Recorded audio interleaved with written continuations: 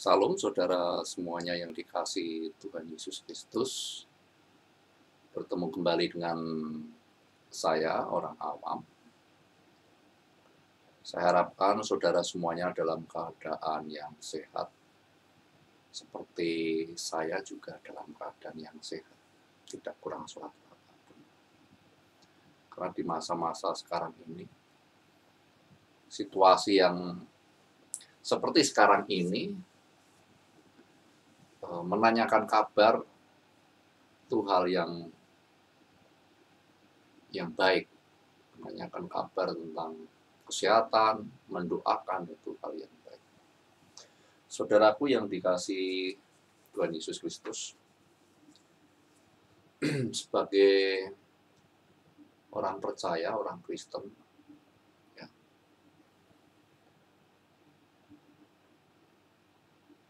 saya itu mempunyai renungan di dalam kehidupan. Saya melihat sekeliling, saya mempelajari Alkitab. Di kekristenan diajarkan bahwa Tuhan itu memberikan kehidupan bagi semua orang. Tuhan itu memelihara bagi semua orang. Dia, apapun dia agamanya, itu dipelihara sama Tuhan. Bahkan sampai orang yang tidak beragama, tidak percaya sama Tuhan loh, itu juga dipelihara sama Tuhan. Karena kewajiban atau hukumnya Tuhan itu berlaku seperti itu, memelihara, memberikan kehidupan, memberikan rezeki bagi semua orang.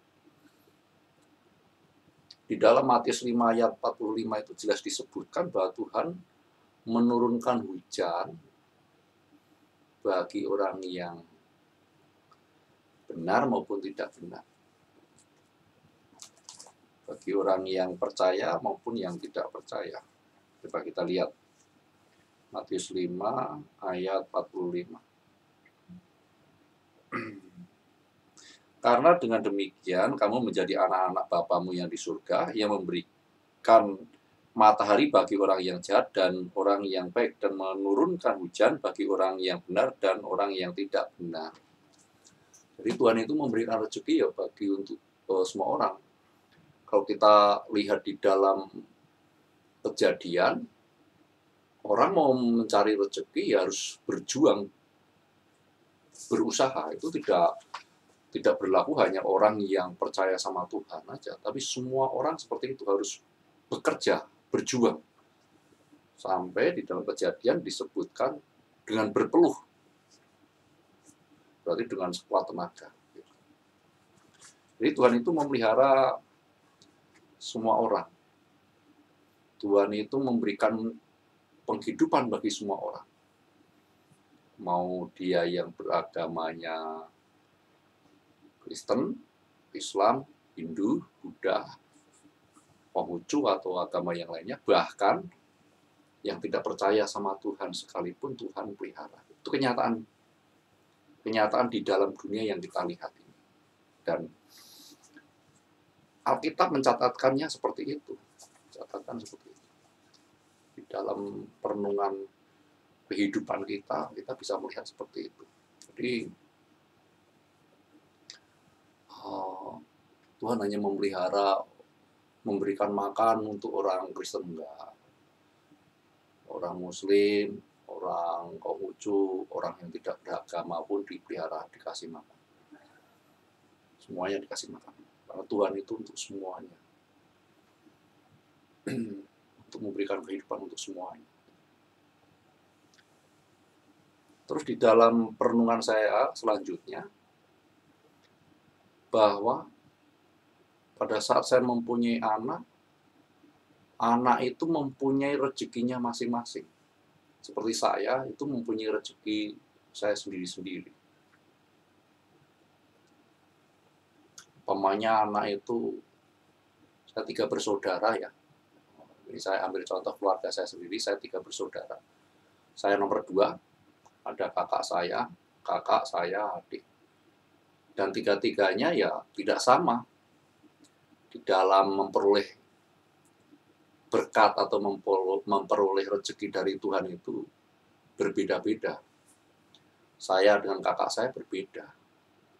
Pada saat saya merantau, saya ingat saya dikasih bekal 100.000. Nah, ibaratnya saya tidak membawa apa-apa ke sini. Dan Tuhan memberikan pemeliharaan itu bagi saya. Sehingga saya mempunyai tempat untuk berteduh seperti sekarang ini. Demikian juga dengan kakak saya dan adik saya mempunyai rezekinya yang berbeda-beda dengan saya.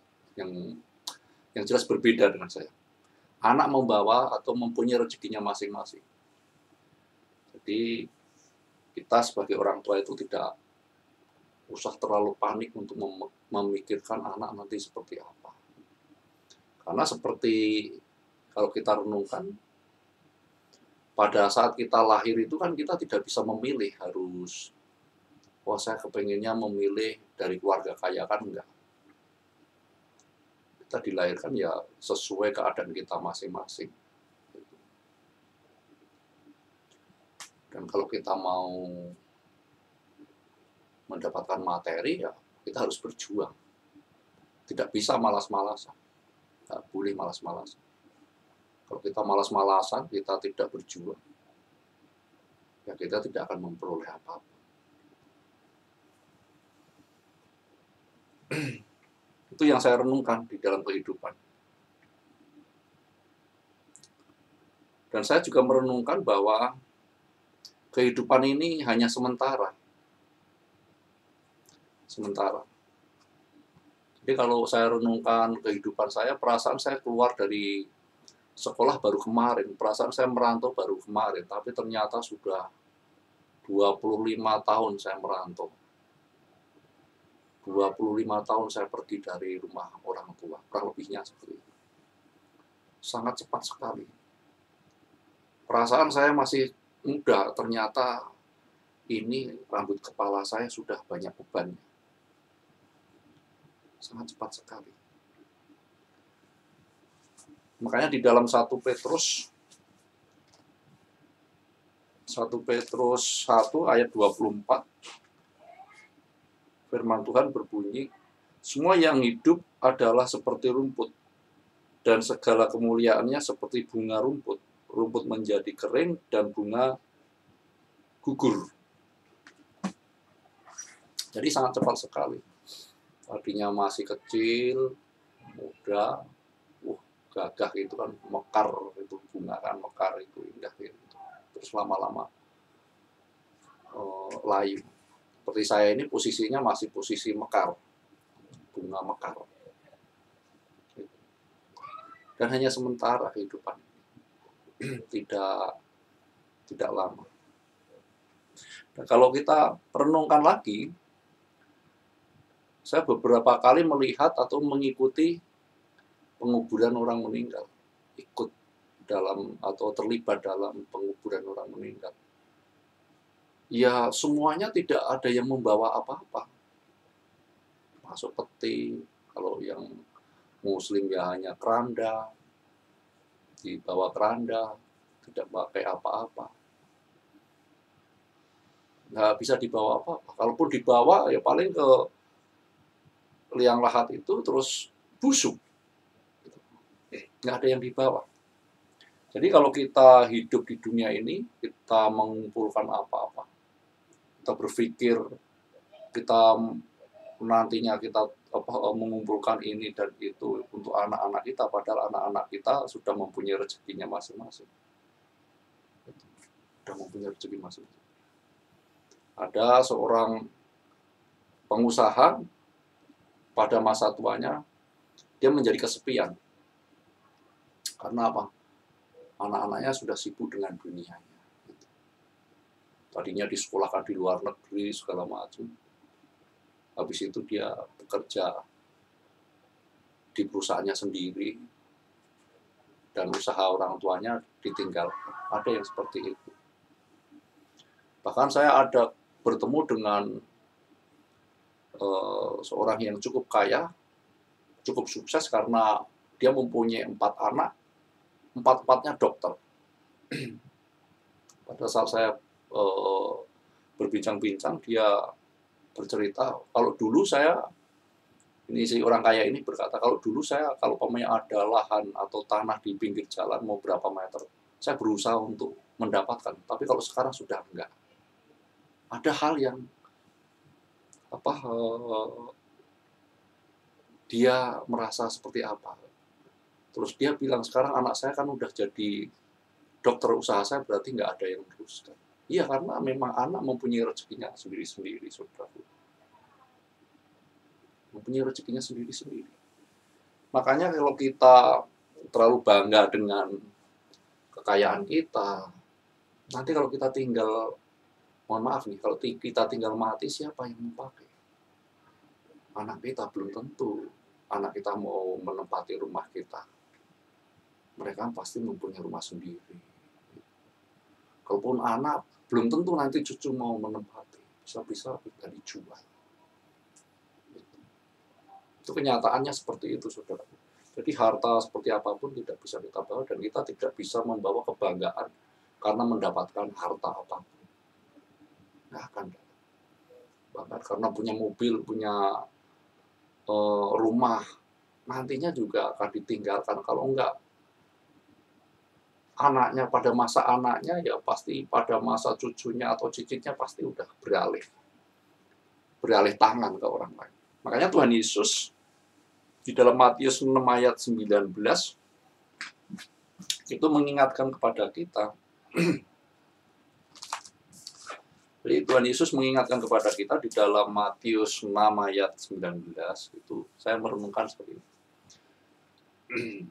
Janganlah kamu mengumpulkan harta di bumi ngengat dan karat merusakkannya, dan pencuri membongkar serta mencurinya. Tetapi kumpulkanlah, ayat yang ke-20, bagimu harta di surga ngengat dan karat tidak merusakkannya, dan pencuri tidak membongkar serta mencurinya.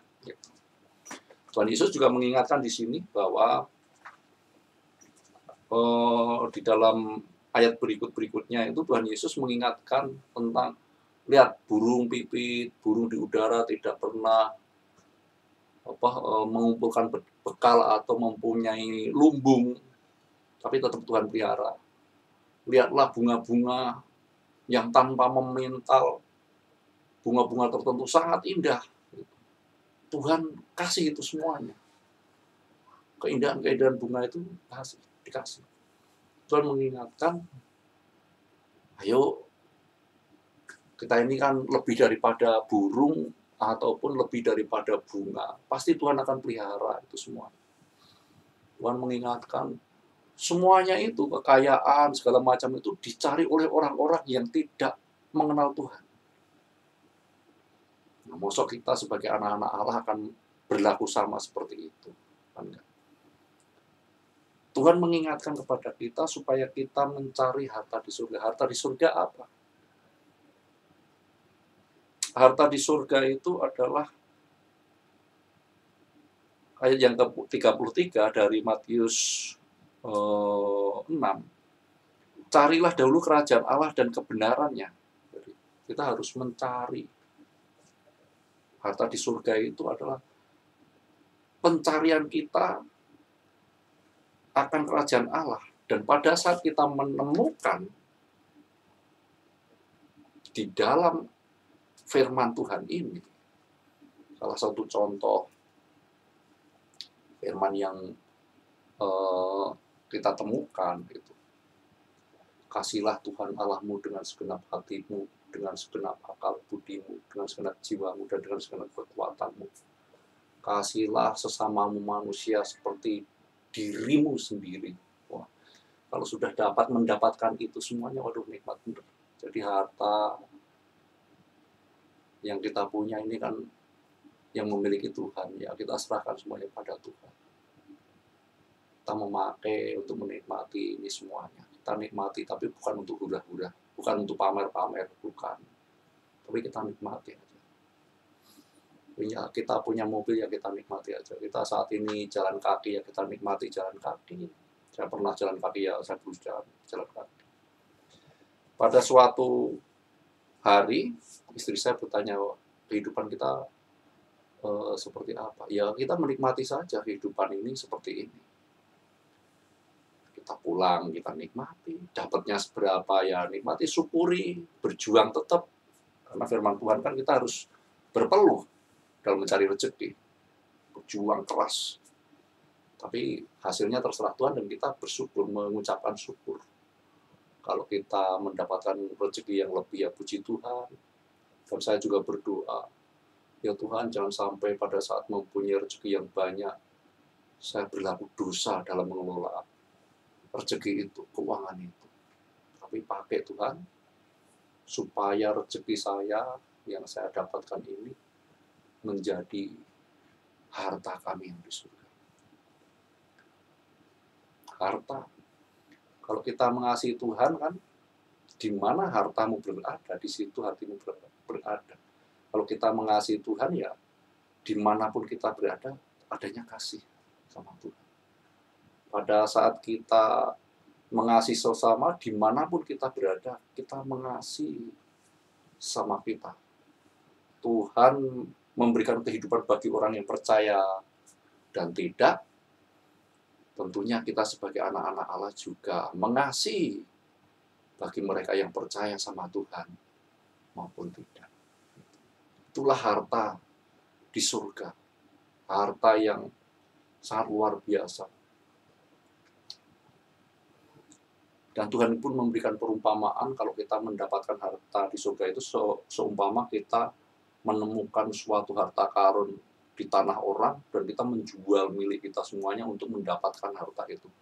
Demikian juga pada saat kita mengerti tentang kasih-Nya Tuhan, mengerti tentang kasih terhadap sesama manusia, kita bisa mengabaikan semuanya.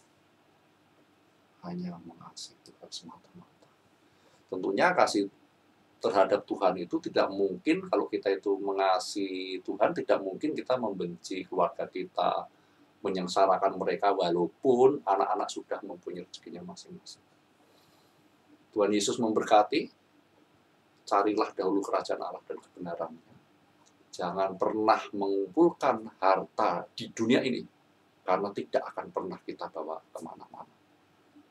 Manfaatkan harta yang diberikan oleh Tuhan kepada kita, rezeki yang diberikan oleh Tuhan kepada kita, untuk melakukan hukum Tuhan. Kasihlah Tuhan Allahmu, kasihlah sesamamu. Tuhan Yesus memberkati kita semua.